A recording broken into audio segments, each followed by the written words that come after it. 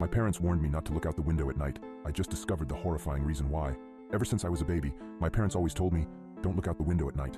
I always asked them why, but they would just shrug it off with a creepy smile. As I grew older, I stopped questioning it, but I just never could have guessed the horrifying secrets my parents were hiding. Everyone in my town also followed this weird tradition, so I thought it was normal. That was until I went to college and noticed that none of the other kids were like this. So during Christmas, when I went to my parents' house, I remember them telling me not to look out the window. I gave them a smile and a small chuckle before telling them I wouldn't. However, curiosity struck me the moment they left the room. As I lay in the dark, I came to a decision. I was going to look out of the window. Just as my hand came to the sheer white curtain of the guest room, I paused. My mind flashed to that one time when I was 12. My parents were talking in the kitchen. I was home with the flu and was about to make my way to the sink for some water, but I stopped at the doorway. I hid behind the wall, peeking my head out from the doorway just an inch. My mother was crying and my father was holding her and rocking. That poor little girl. I feel horrible for her family, whispered my mother. My father just nodded and continued holding her. I went back to my room after that. Several hours later, my dad came up to my room with several pieces of wood and boarded up my windows. What are you doing that for, Dad? I asked him. Oh, it's nothing. Just safety reasons, he replied. I learned at school the next day that a little girl was found dead the previous morning, the window broken and curtains torn. I snapped back to the present. My hand drew back from the curtain.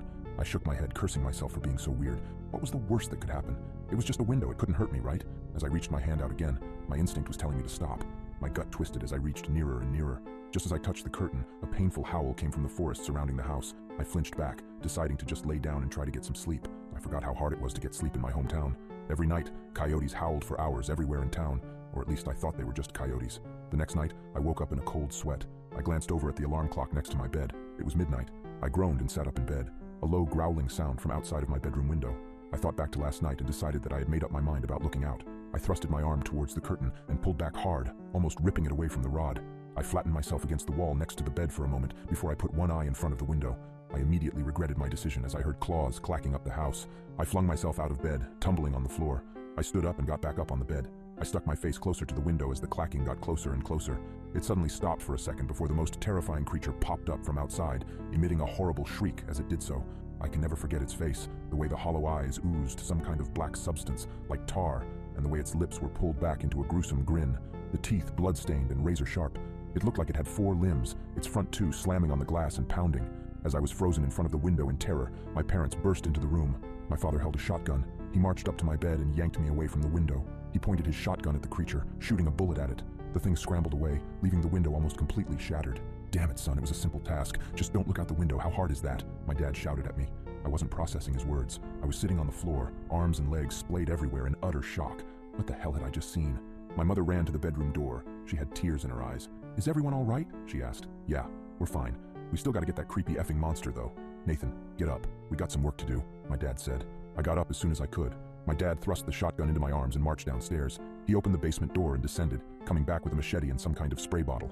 He sprayed the liquid onto the machete before walking to the front door and wait. Dad, what are you doing? I asked, confused. I was just traumatized, and now my dad is waiting at the door, machete in hand like he was about to kill someone. Instead of a response, my dad just hushed me. The house was quiet for several seconds before a loud banging and howling came at the front door. We heard a rip, and we knew the screen door was no more. The wood of the interior door started to splinter, and I took a few steps backward. My dad glared at me. Nathan, now is not the time for this. Point the goddamn gun and get ready to shoot. I aimed the gun at the door, trying to find the spot where the howling was coming from. The door was strong, but it wasn't indestructible. The creature burst through the door, and I pulled the trigger in a moment of terrified panic. My dad knelt down and brought his machete down on the abomination's head. The howling ceased, and my mom rushed forward with a tarp to cover the spot where the door was destroyed. Honey, are you okay? My mom asked for the second time that night. She came up to me and kissed my cheeks, as if to make sure I was still there. She went over to my dad and did the same. We're okay, both of you, get in the basement. I gotta clean this up. I asked, basement? Why the basement? Everything was going by at the speed of light, and I couldn't help but question everything that was happening at the moment. Let's just get in the basement. Your father needs to clean up, my mom said, grabbing my arm and pulling me to the basement. We sat on the couch down there for what seemed like hours before my dad came in and put the machete up. He sat on the chair in front of us with an exhausted sigh. The 3 of us sat in silence for a few minutes. In that time span, my brain was able to come up with a coherent sentence. Dad, what was that thing? He just looked up at me, eyes dark, and said, Where do you think that howling came from?